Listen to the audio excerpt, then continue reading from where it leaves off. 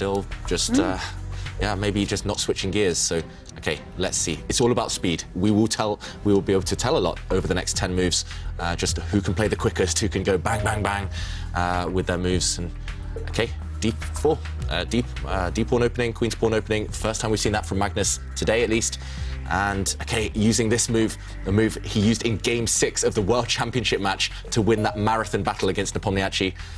This is really interesting decision-making from Magnus. And okay, black pushing a pawn, white castling. This is exactly what we saw yesterday in one of the games between these two until this last pawn move. Really rare decision, just backing up the center with a pawn by Magnus. I've never seen this one before in my life. And I've been playing this the whole time as white, pretty much. Yeah. So, interesting decision. Magnus, the first one to make Duda think, and Duda also backs up his pawns. And do you think the whole idea is now to start pushing some pawns, challenging black superiority in the centre, or maybe play a longer game? Okay, well, he's gone for immediate action. I like this. I like this idea because, you know, black really can't capture the pawn that's been offered up for grabs, and instead decides to capture a pawn in the middle of the board. Yep, so and I'm expecting, I would say, knight takes pawn. Or is it pawn takes? Yeah, white can actually has a choice of 2 pawns to capture. I would maybe capture the pawn on the 5th rank because that just opens things up even quicker. It's not clear the pawn that has just moved whether white wants to take that with his knight, with his pawn. I would capture the other one. And Magnus did react. Okay, he does go and capture with the knight. A bit of discomfort there, seemingly, from Magnus. He didn't make a quick decision. He spent about 20 seconds on that last move, and that's not usual from him in Blitz. I've played him hundreds of times in Blitz, and he's normally making these decisions instantly. It feels to me as if Magnus is a bit uncertain. And again, pausing. He's got 2 choices. He can take back this knight with the queen or with a pawn. He should have planned this on the last move. Instead, just taking another 20 seconds or so. And, okay, still a balanced position, but Magnus maybe just struggling to switch into this Blitz mode. Okay, bringing out his pieces. Duda castles, very sensible. We'll see things speed up now. Trade of pawns in the centre. Duda, see how he's reacting instantly to these big decisions, which pieces to trade. Magnus doing a much slower version of that. So, okay, only bishops now on the board. All the knights have disappeared for Blitz. I think both sides will breathe a sigh of relief. Knights are so tricky in Blitz, but white has a small advantage here. Yeah, I was going to say. More active queen. More active queen and something to nibble on the right side of the board. Sorry, the left side of the board. You know, and white's plan is just simple. You know, there's one open line, and he wants to put a rook along the C line and just maximise his forces. And also, if you look at the 2 central pawns, white has an isolated pawn, black has an isolated pawn, but white's bishops are pointing towards those pawns, black's are purely defending. And, OK, an offer of a queen trade. Magnus, I'm pretty sure, will say no. If you trade the queens off, you lose some ammunition for later in the battle. And if the queens come off, I think we'll just see a draw. Yeah. So Magnus needs to keep the queens on. Black's queen, very passive, so don't trade off an active piece on the side of the board for a passive one. For me, it's tempting just to march the queen 2 squares up the board. You know, there's a hole there. Why not just occupy it? Yeah, that would be very logical. You could also make an argument for just sliding back on the diagonal 1 square. Is Magnus going to get ambitious with his queen? He's still playing a bit slowly, compared to Duda, at least. Is he still in rapid mode? This is Blitz now. He needs to decide. Yeah. He's going to keep the queens on. That's a given. He can't trade them off unless he's just not feeling it, unless he wants to bring the match to Armageddon. Well, he could also take the queens off. OK, he does push the queen 2 squares up the board. I did wonder whether maybe he could play a little bit ambitiously with the queens off the board, but no, I don't think he could. And I think Duda will keep trying to insist on a queen trade. Black's queen now blocks up her rook, blocks up the top rank, so the black queen could just slide 2 squares to the left, offer a queen trade. Very sensible, very logical. Duda now pausing, but he's got 30 seconds extra on the clock. The time, we're going to keep an eye on it because it's going to decide this game for sure, or it's going to decide the final of the Charity Cup. And, OK, playing the most logical move, offering a queen trade. Again, passive piece for active piece is always a good exchange. So Magnus, I'm sure he's going to retreat his queen. No way is Magnus going to trade the queens off now, because also that would help black's rooks occupy the C line, the only open file that Ivanka was talking about. OK. White's queen has to retreat. Magnus has to decide quickly. He's a minute down on the clock. Yeah. If this goes to Armageddon, I think Duda is the big favourite, because Magnus is just not looking quick right now. No. He's not looking confident at all. No, he's not. Somehow he hasn't quite recovered from what happened in Game 2. And now, like you say, he's taking his time. It is quite a simple position. You know, the pawn structure is almost, well, in the middle of the board. It's kind of symmetrical. It's pretty clear. Not too many minor pieces. It's just about controlling those open files. Yeah, the bishops kind of balance each other out. Whites are slightly better than blacks, but it's all about the major pieces. If the rooks all disappear, if the queens disappear, dead draw. I don't think black can ever hope to be better, but it just depends whether white can keep the rooks on, keep the queens on. It's not going to be an easy task. Well, another great thing about tie breaks is that we have more time to gather money for our fundraiser for UNICEF. Josef from Slovakia just donated $11. Yeah, we definitely want to fundraise more money for the important work UNICEF is doing. And also a big thank you to all our supporting partners, all our participants in the Play Magnus Charity Challenge, everyone who has participated in our fundraiser. Okay, we have a move. We have a move, and that one cost Duda quite a lot of time, and also it's the most natural move in the position. Black's queen now kind of blocking off white's queen from entering, and here we go. All the rooks looking at each other, challenging for this open c-line. White giving his king some breathing space. Black is likely to do the same. The black king. Okay, there we go. Duda, you don't want to leave your king with no breathing space, especially in Blitz. There'll be all sorts of tricks against your king, all these back rank checkmates. And is it a good idea? Okay, well, he's actually improved the bishop, you know, put it in the middle of the board. I mean, it just feels like a move, a nice move, but okay. And Duda kicking away the queen. And I was curious as to whether, you know, this was actually a good plan by Duda, because it does mean that the contact point between the white army and the black army has suddenly drawn closer. And there you can see Magnus just breaking through on the left side. And Duda, a tiny, almost imperceptible shake of his head there. He's not so happy. Suddenly, this is a Magnus type of position again. White has a small advantage because of his superior bishops, and white holds the key to the queen side.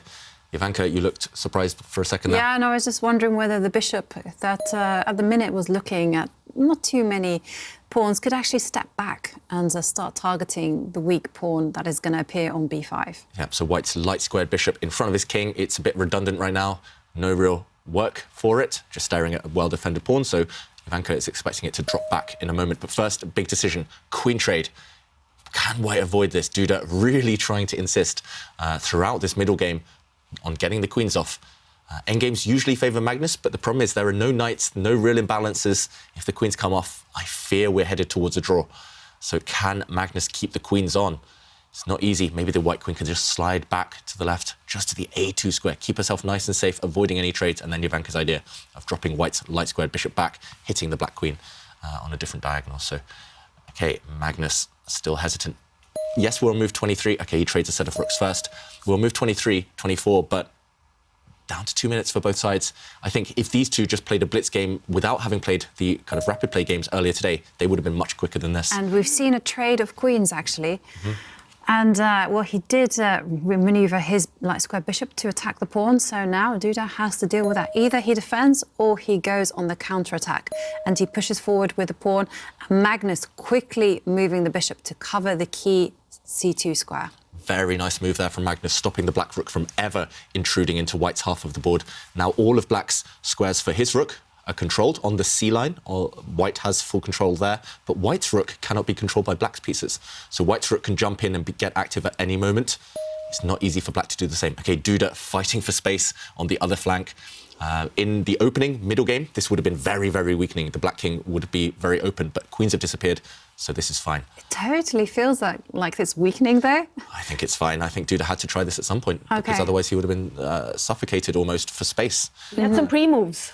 Yeah, some pre-moves, and white capturing a pawn. Duda had assumed that white would capture it, so he took back with his own pawn instantly. He'd made that move happen before it even occurred on the board. And look at this, the rook coming in. Yeah, maybe you'll be proved right, Ivanka. Maybe the black king will be the target. It feels like Magnus is trying to somehow break his rook across the board. If he can pick up the white rook and plant it next to the black king on the h8 square, that's actually checkmate. So maybe Magnus is just trying to plot a path for that white rook. Meanwhile, the black rook has to guard the 8th rank now, just to prevent any checkmates. And the white king, free to wander. Yeah, white's king is very, very safe. No attacking pieces around it. And actually, this is the key move from Magnus. I was underestimating maybe the threats against black's king because I thought black could pick up the f-pawn and kick away white's bishop from the centre of the board, but that's not possible. White's rook is actually eyeing up black's light-squared bishop, so yeah, black's a bit frozen. Black's a bit stuck. Not clear what to do. And despite me mentioning it was a bit slow from both sides earlier, Magnus has sped up. He's quickened the pace. And I think he's made the last 5 or 6 moves and only spent 10 seconds doing that. So Duda, under 1 minute for the first time. Can he react? This is, again, not a Duda type of position. He very rarely thrives in these types of kind of drier endgames where he's purely defending. And okay, he locks down the pawn structure on the right side of the board, but that's committal as well. Yeah, I think he primarily did that to release the dark square bishop, because that one, the dark square bishop was kind of stuck on its square. And now the king joins in the action. And it's time for white's king as well to do the same. So Magnus just keeping his king nice and safe. Black's rook just hinting at getting active. It wants to bring itself down maybe to the 2nd rank to go for some white pawns, but you've got to be really careful. If the black rook ever moves, white's rook is going to go to the 8th rank with a deadly check. So, okay, Magnus keeping black's king honest, keeping black's king tied down to one of its bishops, and Duda trying to evict this white rook. This one's still very tense. It feels like Magnus is making progress, but you still need some tangible, you need to win a pawn, or you need something in order to win this game. Duda just going back and forth, just trying to just fix the blockade. Maybe it's time just to improve the king. Get the king into the action, put it in the centre, and see maybe whether the king can kind of snake its way around. And I'm thinking of putting it on the b3 square. Yeah, white's king not really doing too much where it previously stood. So Jovanka's plan of marching the white king all the way across the board. Black's doing the same. Black's playing copycat. The black king's coming, the white king's coming. Whose king is going to be better placed? It feels like white's king has the easier path. White's king could easily slide across black's king. If it moves too close to the... OK, he's got to be careful. If it moves too close to the white rook, it might walk into some deadly checks.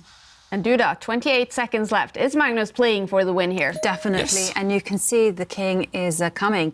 And it wants to sit on the b3 square. And once it's blockading the pawn, then that pawn is a target. And this is why Duda just decides, no, he does not want that king on the b3 square, and instead cuts it off. Yeah, but look at black's pieces. They're all kind of bunched together right in the centre, but they're passive.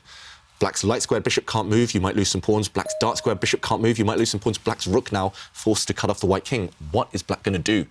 Nearly everything he touches might have kind of bad consequences right now. Yeah, he just has to wait with his king. I mean, there's not too many... OK, so he moves his rook. But now your plan, Jovanka, the white king can continue its journey towards the left.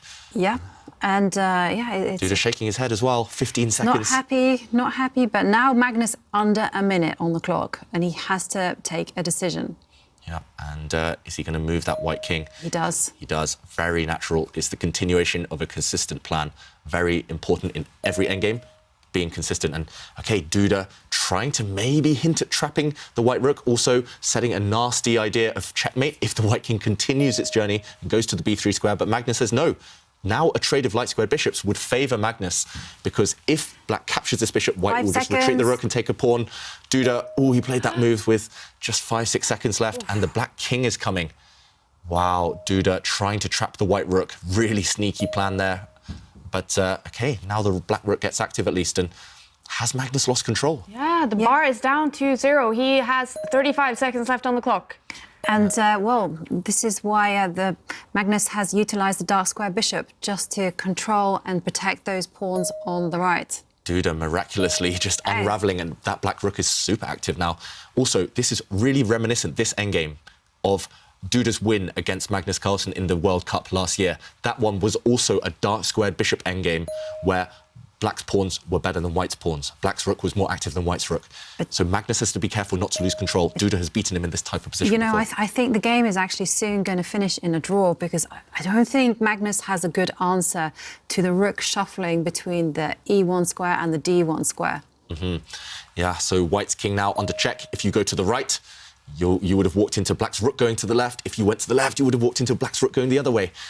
So right now, a bit of tension, and black's rook just keeping attacking pawns, and Magnus leans back. He knows, as Ivanka says, this game is destined to be a draw. No way to escape the checks, no way to escape Black's rook's threats. OK, and there's a big threat in the air, and that's to play bishop takes pawn, destabilising the protection of the dark square bishop. Wow, Magnus plays for the win. He didn't want the draw there, which would have been the safe option. Duda under 1 second. seconds. Oh, gosh. He made that move with 2 seconds left. Duda shaking his head. Now Magnus can go and grab a pawn in the centre with the white rook.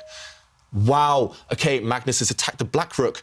Is Magnus winning material? Oh, look at that. The bar goes up. Magnus tricked Duda there. He's attacking the black rook. The black rook is about to fall. The black bishop under a threat as well. White is winning a piece here. Now you can just take this black rook, swing the white rook over, and Magnus takes the win. Duda blundered horribly. In time trouble. Game over. Magnus Carlsen with the white pieces, the winner of the first Blitz game. He is up by 1 point. Both players